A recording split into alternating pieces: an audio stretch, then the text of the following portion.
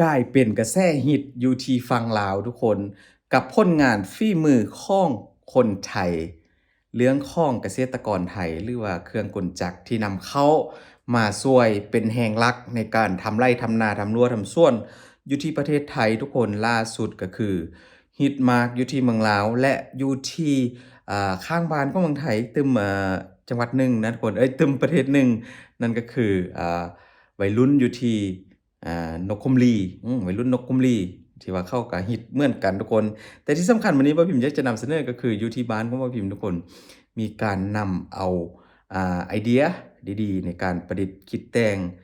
การใส่หัวคิดแบบใหม่ๆจากเมืองไทยในการมาประยุกต์ควายเหล็กนะทุกคนควายเหล็กหลายคนก็คงจะรู้กันแล้วทุกคนว่าจะมีอะไรแบบตื่นเต้นกันบ้างเพราะว่าอยู่ที่เมืองลาวตอนนี้วัยรุ่นลาวกำลังฮิตมากทุกคนเดี๋ยวมื้อนี้จัดคลิปมาให้ดูทุกคนเปรียบเทียบให้ดูเลยว่าฝีมือการตกแต่งหรือว่าการแต่งรถรุ่นนี้ระหว่างอยู่ที่เมืองไทยและก็อยู่ที่เมืองลาวอยู่แล้วก็วัยรุ่นนกคุมลีนะทุกคนเดี๋ยวเราไปเบิ่งกันว่าของใครจะสวยกว่ากันทุกคนไปเดี๋ยวเรามาเริ่มกันโดยคลิปแรกทุกคนก็คืออยู่ที่เมืองไทยกันก่อนมันเป็นอย่างที่ว่าโอ้โหบ่ธรรมดาอยู่แล้วนะทุกคนสำหรับประเทศไทยการทำอะไรก็ต้องแบบยิ่งใหญ่แล้วก็เยอะๆแบบนี้เลยทุกคนก็คือนี่คือรถไถนาแต่งซิ่งหรือว่ารถไถนาแต่งสวยๆทุกคนโดยฝีมือของคนไทยทั้งหมดเลยอานี่ทุกคนแต่ละคันนี่บอกเลยว่าสวยมากมันบ่เหมือนกับต้นฉบับอย่างแน่นอนนะเพราะว่ามีการดัดแปลงมาแล้วก็รู้สึกว่ามันมีความหรูหรานะคนดูดีทุกอย่างกันเลยแล้วก็สวยงามนะเครื่องอะไรทุกอย่างที่เขาเอามาตกแต่งใส่กับรถไถนาทุกคนจากรถไถนาที่ว่าธรรมดาธรรมดาพอได้เจอสร้างฝีมือของเมืองไทยแล้วทุกอย่างก็เปลี่ยนไปเลยนะทุกคนนี่มีการดีฟโซดีฟล้อของรถไถนาโซนก่อนจะออกตัวทุกคนมื้อนี้บ่พิมก็จะนำเสนอเรื่องของฝีมือการตกแต่งรถไถนาแต่งซิ่งหรือรถไถนาแต่งสวยของคนไทยแล้วก็คนลาวแล้วก็ข้างบ้านนั่นก็คือเขมรนั่นเองทุกคนว่าของใครจะสวยกว่ากันมื้อนี้ก็จัดมาให้ดูเลยทุกคนนี่เริ่มคลิปนี้เลยทุกคนนะนอกจากจักรหรือว่าเครื่องของรถไถที่ว่าเอามาตกแต่งแล้วตัวที่ว่าเป็นโครงไม้นี่ทุกคนเข้าตกแต่งสวยมากนี่สามารถยกขึ้นยกลงโดยรีโมททุกคนเห็นบ่เหมือนกับซกอัพรถเป็นรถยนต์เลยเด้อนะทุกคนเห็นบ่สามารถยกได้มันหรูหรามาเฮาซะเหลือเกินพี่น้องนี่คือผลงานที่ว่าใช้เทคโนโลยีของพี่น้องชาวไทยในการคิดค้นออกมานี่ทุกคนเห็นบ่เขากดรีโมทสีแดงให้ดูเลยว่าสามารถยกขึ้นยกลงได้เหมือนกับรถกระบะแต่งซิ่งรถเก๋งแต่งซิ่งกันเลยทุกคนนี่สามารถโยกได้โอ้ my god ทุกคนมันบ่ธรรมดาแล้วราคานี้ก็คงจะสู้ซี่กับรถกระบะรถกระบะมือหนึ่งมือซ่องเลยแหละนะทุกคนนี่เรามาดูการขับทุกคนอยู่ที่บนถนนนะก็สามารถขับซิ่งได้สบายกันเลยแต่งได้ตามใจเมืองไทยนี่โอ้โหอิสระจริงๆนะจะแต่งอะไรทำอะไรทุกคนนี่คือรถไถนาแต่งซิ่งของฝีมือคนไทยเดี๋ยวจะมีคลิปของวัยรุ่นลาวของคนลาวเดี๋ยวคนเข้าก็ได้ไอเดียมาจากเมืองไทยนี่แหละขับบนถนนแบบเยอะแยะเลยทุกคนคือคลิปทุกคนเห็นนี่แหละเยอะมากนี่คืออยู่ที่เมืองไทยกันก่อนนะทุกคนเดี๋ยวสลับมาอยู่ที่เมืองลาวบ้านของมาพิมพ์กันแป๊บนึงเมืองไทยก็คงจะเห็นกันจนคุ้นสินจนสินตากันแล้วทุกคนแต่ว่าอยู่ลาวตอนนี้กำลังฮิตกันเลยนี่ตอนกลางคืนทุกคนดูจากท่อควันทุกคนออกไฟกันเลยความแรงไฟลุกกันเลยทุกคนเห็นบอกอยู่ด้านบนนั้นโอ้โหความแรงไม่ต้องพูดถึงนะทุกคนดูจากวงล้อที่มันมุ่น อันนี้คือรถไถนาแต่งซิ่งฝีมือของคนไทยทุกคนโหดจริงๆว้าวมาทุกคนสลับมาอยู่ที่เมืองลาวก็คือวัยรุ่นลาวตอนนี้กำลังฮิตติดเทรนกันเลยนะกับการแต่งรถดังข้ามแม่น้ำโขงมาที่ฝั่งลาวกันแล้วทุกคนนี่เข้ากับได้แรงบันดาลใจมาจากเมืองไทยก็คือเมืองไทยเป็นต้นฉบับก็เอาไอเดียมาจากเมืองไทยในการมาตกแต่งรถไถนารุ่นเก่าหรือว่ารุ่นใหม่ก็แล้วแต่นะทุกคนนี่เป็นกลุ่มเป็นก้อนกันเลยคลิปนี้คืออยู่ที่เมืองลาวทุกคน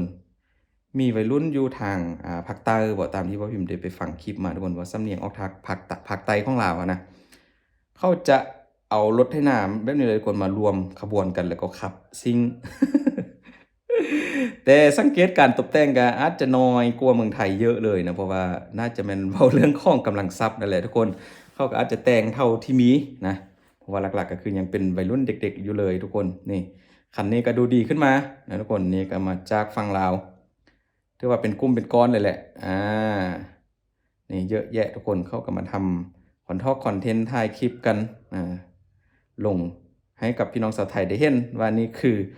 รถไถนาแต่งซิ่งที่เป็นฝีมือของคนลาวแต่ว่าไอเดียก็มาจากเมืองไทยนั่นแหละนะทุกคนอันนี้ก็บอกตรงๆเลยทั่วเมืองไทยก็เป็นต้นฉบับนะแต่งเก่งอยู่แล้วกับเรื่องของรถไถนาแต่งซิ่งแล้วก็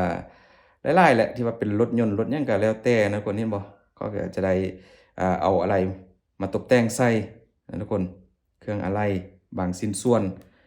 อาจจะดูธรรมดาเพราะว่าก็คงจะงบน้อยนั่นแหละแต่ว่าพิมพ์อันนี้ก็เขาก็พูดตามความเป็นจริงนะทุกคนถ้าว่ามีงบเยอะเขาก็อาจจะทำได้ดีอยู่ แต่นี่ก็ถือว่าโอเคละนะเขาอาจจะอะไรทำโดยใจนี่คันนี้ก็เก้าแหงทุกคน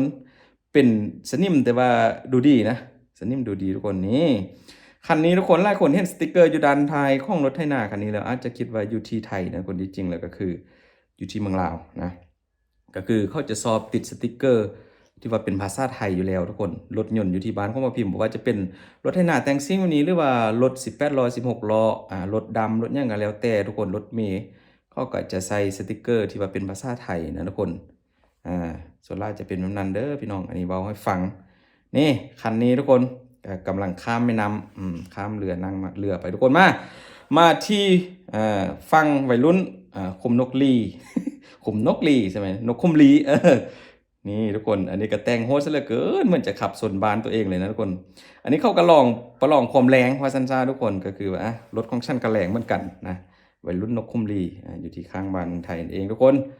คันนี้ทุกคนดูดีขึ้นมาได้เพราะว่าอาจจะเป็นรถพึ่งกระถ้อยออกมานะยังไม่ไหม้เลย ที่ว่าเปลี่ยนออกไปก็น่าจะเป็นท่อคอนนั่นแหละทุกคนที่ว่าเป็นสีม่วงๆนะน่าจะมีการตกแต่งเสริมเข้ามาแต่ว่ารถไถหน้ารถนี้ก็ยังไม่ไหม้อยู่นะต่อไปทุกคนคันสีฟ้าสีฟ้านี่ก็ดูดีขึ้นมาอีกแต่บ่ฮู้ว่าเป็นรุ่นยี่ห้อใดนะทุกคนอันนี้เป็นของวัยรุ่นนกคอมลีนะทุกคนเห็นบ่เขาจะทางล่างก็จะเป็นโครงเหล็กนะแต่ว่าด้านหน้าที่ว่าเป็นรถไถนี่ก็จะเป็นซ่องท่อแล้วก็สีน้ำเงินสีฟ้าถ้ากระถอยออกมาใหม่ เท่าที่ดูอันนี้คือกันทุกคน อันนี้ก็มาจากข้างบ้านก็ที่ว่าได้ไอเดียมาจากเมืองไทยทั้งหมดนะกับการตกแต่งว่าจะเป็นเมืองลาวทุกคนนี่ก็อาจจะเป็นกระแสไวรัลที่ว่าดังข้ามมาทุกคนนี่ผู้หญิงก็ยังขับได้ทุกคนเขาน่าจะปรับระบบนี่สักอย่างบ่ที่สามารถขับง่ายขึ้นนะทุกคนอันนี้คลิปจากเมืองไทยเด้อทุกคนสวยๆแบบนี้นอกจากนั้นก็ยังสามารถเฮ็ดเป็นรถลากได้ทุกคนต่อพ่วงทางท้ายแล้วก็ลากเอาอีกตึมคันหนึ่งติดท้ายมาทุกคนนี่ก็ถือว่าประหยัดน้ำมันไปนะใส่แต่คันเดียวคันหนึ่งก็ยกขึ้นแล้วก็ลากกลับบ้านว่ะไอเดียดีทุกคนนี่คือผลงานของคนไทยที่ว่าทำอะไรขึ้นมาแล้วมันใช้งานได้จริงแล้วก็เป็นที่โด่งดังนะนอกจากมาที่ฝั่งลาวแล้วทุกคนก็คือดังไปหลายประเทศเลยแหละเวียดนามก็มีแต่ว่าบ่พิมพ์เสียดายบ่ได้เอาคลิปมาให้ดูทุกคนก็คือรถไถนาแต่งซิ่งเนี่ยดังไปถึงเวียดนามเลยทุกคนแล้วก็ฝรั่งนะแถวยุโรปพุ่นแหละขับซิ่วมากทุกคนแล้วก็สวยดูดีมันบ่น่าเบื่อนะกับการออกแบบแต่ละคันก็ถือว่ามันว้าวแฮงทุกคนเห็นบ่จากรถไถที่ว่าออกมาจากร้านออกมาจากโรงงานก็เบิ่งคือธรรมดาพอมาเจอสร้างฝีมือไทยแบบเจ๋งๆนี่ทุกคนถึงกับอึ้งกันเลยนี่คันนี้แฮงโหดทุกคนเขาเปลี่ยนหมดเลยนะทางด้านหน้าทุกคนไม่รู้ว่าเอาอะไรมาใส่บ้างนี่ขับเป็นกลุ่มเป็นกรเป็นแก๊งไปแบบนี้เลยก็ถือว่าเท่หลายทุกคนถนนเมืองไทยก็ขับสบายอยู่แล้วบ่มีลุ่มบ่มีบ่อนะก็สวยงามทุกคนนี่ก็เป็นกระแสยอดฮิตกำลังฮิตอยู่ที่บ้านของพิมพ์กับวัยรุ่นอยู่ที่เมืองลาวทุกคนวัยรุ่นลาวอยู่ที่เมืองลาวกับวัยรุ่นนกคมลีเข้ากับที่ว่าตกแต่งออกมาเท่าที่ทุกคนเห็นนี่แหละก็ประมาณนี้แต่ว่าหลักๆก็คืออยู่ที่เมืองไทยสวยกว่าแน่นอนแล้วก็ครบทุกอย่างในการตกแต่งนะอุปกรณ์ที่ว่าเอามาใส่ก็เป็นแต่แนวดีๆสวยๆทั้งนั้นอยู่ที่เมืองไทยแต่อยู่บ้านของบ่พิมพ์ก็อาจจะทำตามงบอะไรทุกคนหลักๆก็ยังเป็นเด็กน้อยอยู่ที่ว่าเขาแต่งนะทุกคนอัปเดตให้ดูทุกคนกับเรื่องราวที่เกิดขึ้นนี่ก็บ่แม่นเอาคลิปมาเปรียบเทียบทุกคนก็คือแบบสิ่งที่บ่พิมพ์ออกมาก็คือวัยรุ่นอยู่ที่เมืองลาวเขาได้แรงบันดาลใจมาจากสร้างไทยนั่นแหละกับการตกแต่งรถไถนาแต่งซิ่งหรือว่ารถไถนาแต่งสวยทุกคนแต่ละคันก็ เอามาให้เบิ่งก็มีแต่คันงามๆทั้งนั้นโดยเฉพาะก็แม่นอยู่ที่ฝั่งไทยนะทุกคนขอบคุณหลายๆทุกคนขอบคุณจริงๆที่ว่าอ่าคอยดูแลคอยดูคลิปของบ่พิมพ์นะทุกคนขอบคุณที่บ่เคยที่บ่พิมพ์แล้วก็ช่วยเป็นกำลังใจทุกคนขอให้ทุกคนโชคดีเด้อทุกคนขอบคุณหลายๆบ๊ายบาย